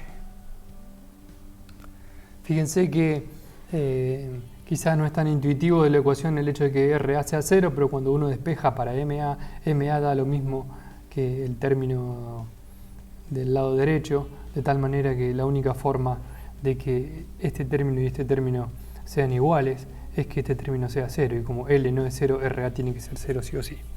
De tal manera que la reacción vertical es 0, es bastante razonable, no tenemos fuerzas verticales en el problema, y como no tenemos fuerzas verticales y el problema de temperatura solo genera curvatura, no genera un desplazamiento como cuerpo rígido de la viga, es lógico que la reacción vertical dé 0. Ahora bien, si reemplazamos la solución que encontramos para el momento dentro de la ecuación del desplazamiento, que sería terminar de resolver el problema, vamos a encontrarnos con una conclusión interesante, y es lo siguiente. Si reemplazamos RA en la ecuación igual a 0, este término se va, este término es 0. C2 será 0.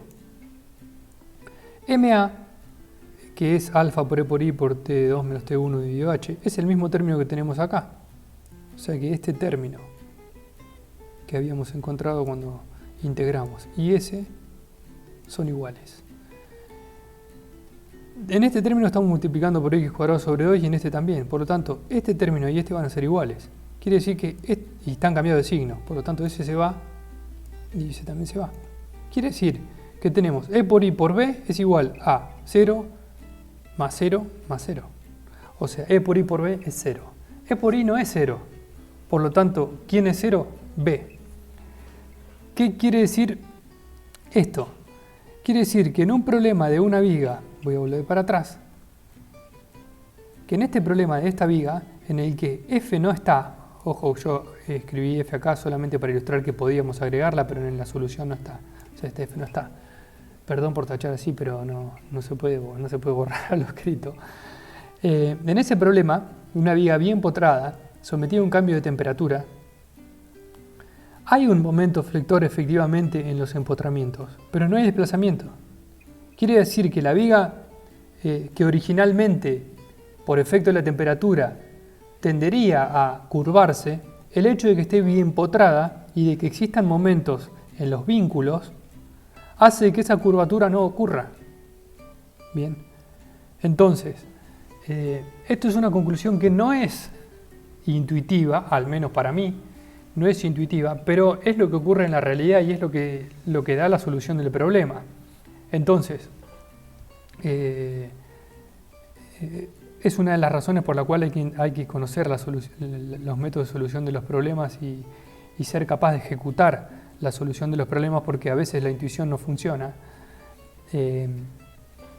Entonces, el problema hiperestático es un problema que tiene momento flector, es decir, la viga internamente tiene un momento flector, efectivamente SMA y SMB son distintos de 0, pero no tiene desplazamientos, es decir, la viga no se desplaza, esto no ocurre. Si tiene momento flector, quiere decir que yo calculo el momento flector en cualquier ubicación genérica que existe, quiere decir que tiene tensiones, porque voy a calcular la tensión como M, como con la fórmula de flexión, ¿no es cierto? M por la distancia máxima dividido momento de inercia. Entonces, tensión normal tengo en el problema, lo que no tengo es deflexión. Entonces estoy en la solución de un problema análogo al problema de fuerza axial, en el problema de temperatura de una barra biempotrada en esfuerzo axial. Ese problema tiene tensiones pero no tiene formaciones, y acá estamos en un problema análogo. Tenemos tensión normal pero no tenemos desplazamiento. ¿Está bien? Entonces, esto ocurre en el problema de barras biempotradas. Obviamente uno podría hacer más ejemplos de este tipo, agregar fuerzas, resolver otro tipo de configuraciones con resortes, etc. Lo importante es conocer el procedimiento de solución y ver cuáles son las conclusiones o tratar de interpretar las conclusiones de nuestro problema de la mejor manera posible. Vamos a comenzar ahora con la última parte de la clase y vamos a analizar el problema de desplazamientos longitudinales en vigas. Como ustedes saben, en ningún momento del análisis que hemos hecho hasta ahora hablamos de desplazamientos axiales en el problema de flexión, y me estoy refiriendo básicamente a la magnitud de este efecto delta, ¿no es cierto? Donde si uno carga, por ejemplo, una viga que del lado derecho está apoyada sobre un apoyo simple que permite el desplazamiento axial, si uno la carga, este desplazamiento uno intuitivamente puede ver que ocurre, ¿está bien? El acortamiento de la viga genera una fuerza axial que hace que el punto B se mueva al punto B'. Eso efectivamente ocurre, es un efecto que geométricamente es de un orden superior, digamos, al desplazamiento transversal. Eso quiere decir que es mucho menor ese desplazamiento, pero efectivamente ocurre. La realidad es que si uno quisiera plantear una teoría que contemple ese desplazamiento de tal manera de tener ecuaciones diferenciales para resolver ese desplazamiento, debería caer exclusivamente en una teoría no lineal que capture el acoplamiento entre el movimiento transversal en la dirección Y y el movimiento axial en la dirección X. Y eso no es parte de la resistencia de materiales. Ahora, como en algunos casos es de utilidad práctica determinar la magnitud de ese desplazamiento, que ahora se ha nombrado como lambda, creo que dije delta recién, no estoy seguro. Entonces vamos a elaborar algún método aproximado para calcularlo. Lo que vamos a hacer es simplemente un análisis geométrico. Supónganse que tenemos esta configuración deformada donde la viga ha sido actuada por un estado de fuerza genérica.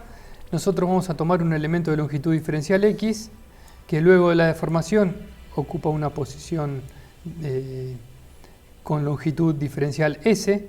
Supónganse que trazamos un triángulo ahí.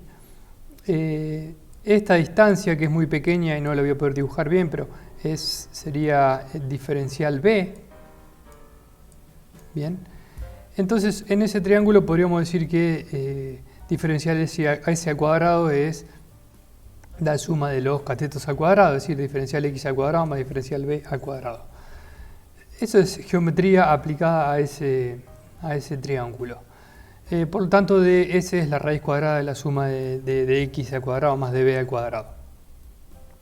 Podemos sacar de X afuera de la raíz cuadrada y obtenemos una expresión equivalente para ds. Bien, entonces, lo que se acorta ese segmento de viga, el segmento que originalmente tenía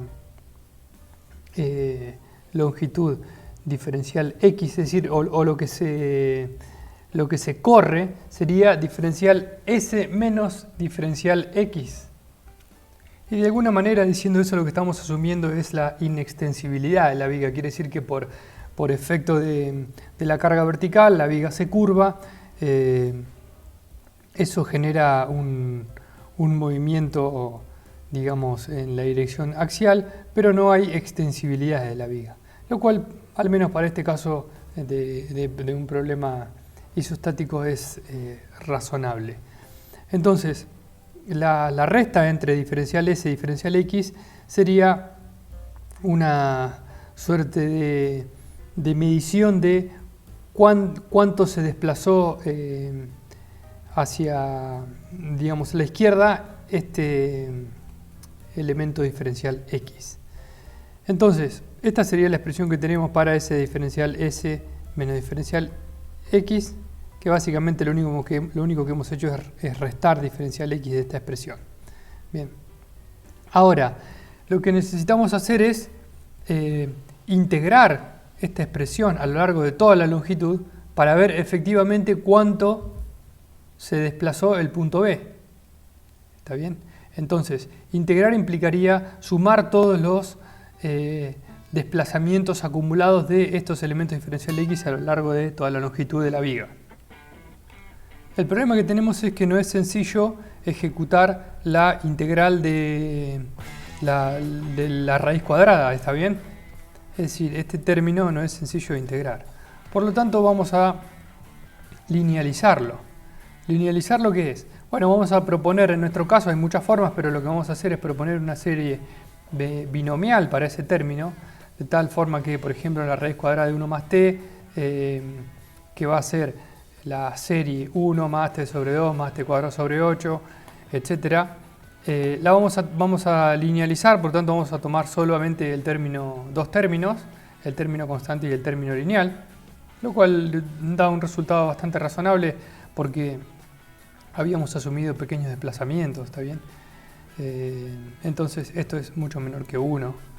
De tal manera que ahora de S menos diferencial X nos vamos a sacar la raíz cuadrada del problema, está bien, y vamos a reemplazar por esta expresión, pero para t igual a la derivada de b respecto de x al cuadrado, está bien.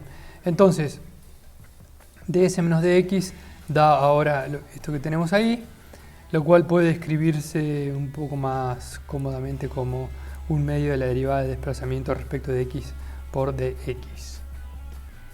Entonces, ahora lo que tenemos que hacer es integrar y el corrimiento total, que en este caso le hemos llamado delta L, pero en realidad es el corrimiento del punto B, ¿está bien?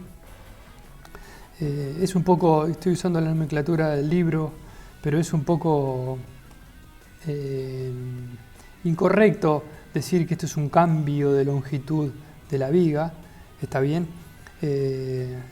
Sí, porque en realidad la viga se la ha asumido inextensible, sino que es en realidad un corrimiento del punto B, digamos, que sería del lado derecho. Entonces, la integral entre 0 y L de un medio de esta expresión nos va a dar, como decía hoy, la sumatoria de todos los corrimientos de cada uno de los elementos diferenciales diferencial X. Entonces, esta derivada de b respecto a X la conocemos porque es la solución del problema de vigas. Entonces, si podemos ejecutar esta integral, la ejecutamos y encontramos cuánto vale el corrimiento del punto B. Entonces, el problema ya ahora se limita a resolver la ecuación diferencial de elástica del problema sin ninguna no linealidad. ¿Está bien? Entonces, de esta manera, ¿qué hicimos? Utilizamos la misma teoría que tenemos para flexión. Con esa teoría podemos calcular la derivada del desplazamiento respecto de X, es decir, el giro, o sea, B'. Y si podemos calcular B', integramos un medio de B' al cuadrado entre 0 y L, y ahí podemos determinar cuánto es el corrimiento total del vínculo de la derecha.